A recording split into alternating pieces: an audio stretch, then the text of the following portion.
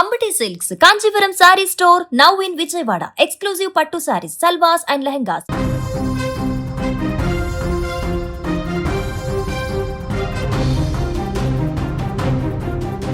కాకినాడ జిల్లా కోటనందూరులో తీవ్ర విషాదం చోటు చేసుకుంది. కుటుంబ కలహాలు, అత్తింటి వారి వేధింపులు, కొడుకుతో కలిసి తల్లి బల్వన్మరణం చేసుకున్నటువంటి ఘటన స్థానికంగా ఇప్పుడు కలకలం రేపుతోంది.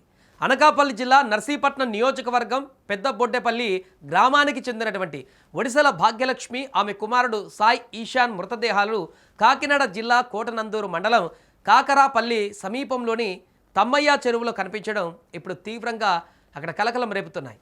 ఈ మరణాల వెనుక నిజాలు కంటతడి పెట్టిస్తున్నాయి జరిగినటువంటి పరిణామాలు. ఈ కేసులో బంధువులు, గ్రామస్తులు తెలిపినటువంటి వివరాల ప్రకారం చూస్తే రాజమండ్రి సమీపంలోని ధవళేశ్వరానికి చెందిన భాగ్యలక్ష్మికి పెద్దబొడ్డేపల్లికి చెందినటువంటి దుర్గాప్రసాద్తో 4 ఏళ్ల క్రితం వివాహం జరిగింది. కోటి ఆశలతో కాపురానికి వెళ్ళిన భాగ్యలక్ష్మికి తన పేరులో ఉన్న భాగ్యం తన కాపురంలో లేదని కొన్నాళ్లకే అర్థమైపోయింది.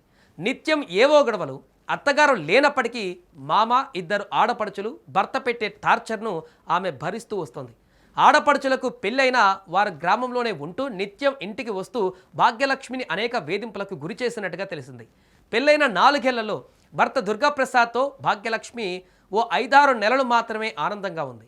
మిగిలిన కాలమంతా కూడా ఆమె బతుకు నరకమేనని తెలిసింది. కుటుంబ సభ్యులు వేధిస్తున్నారని భర్తతో ఎన్నిసార్లు చెప్పినా కూడా పట్టించుకోకపోవడంతో మెట్టినీళ్లు అంటేనే భాగ్యలక్ష్మికి నిప్పుల కుంపటిగా మారింది.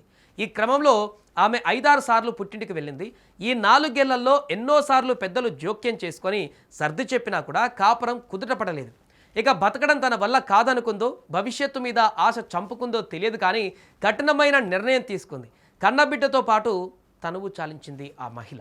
భాగ్యలక్ష్మి తన కుమారుడు ఈశాన్ను తీసుకుని ఆదివారం ఉదయమే ఇంటి నుంచి బయటకు వచ్చేసింది. కోటనందూరు సమీపంలోని కాకరపల్లి వద్ద తమ్మయ్య చెరువు దగ్గరకు వచ్చి కొడుకుతో సహా చెరువులో దూకేసింది. బహుశా రాత్రి వేళలో జనసంచారం లేని సమయంలో ఆమె ఆత్మహత్యకు పాల్పడినట్టుగా తెలుస్తోంది. ఇక సోమవారం మధ్యాహ్నం చెరువులో మృతదేహాలు తేలడంతో స్థానికులు గుర్తించి పోలీసులకు సమాచారం ఇచ్చారు. ఇక వెంటనే పోలీసులు రంగంలోకి దిగారు. మరోపక్క భాగ్యలక్ష్మి ఉన్నత విద్యావంతురాలు, ఎంఎస్సి ఆర్గానిక్ కెమిస్ట్రీ చేశారు. చదువులో ఎన్నో విజయాలు సాధించిన ఆమె కుటుంబ కలహాల ఒత్తిడిని మాత్రం జయించలేకపోయింది. కుటుంబ పరిస్థితులు ఎలా ఉన్నప్పటికీ సొంత కాళ్ళ మీద నిలబడిన మహిళల విజయగాథలు ఎన్ని విన్నప్పటికీ వాటికన్నా ఆమెకొచ్చినటువంటి కష్టం చాలా పెద్దదిగా కనిపించిందేమో.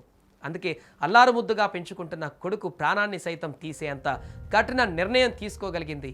ఇక ఈ కేసులో పూర్తి వివరాలు తెలియాల్సి ఉంది. ఇప్పటికే పోలీసులు కేసు నమోదు చేసుకొని దర్యాప్తు కొనసాగిస్తున్నారు.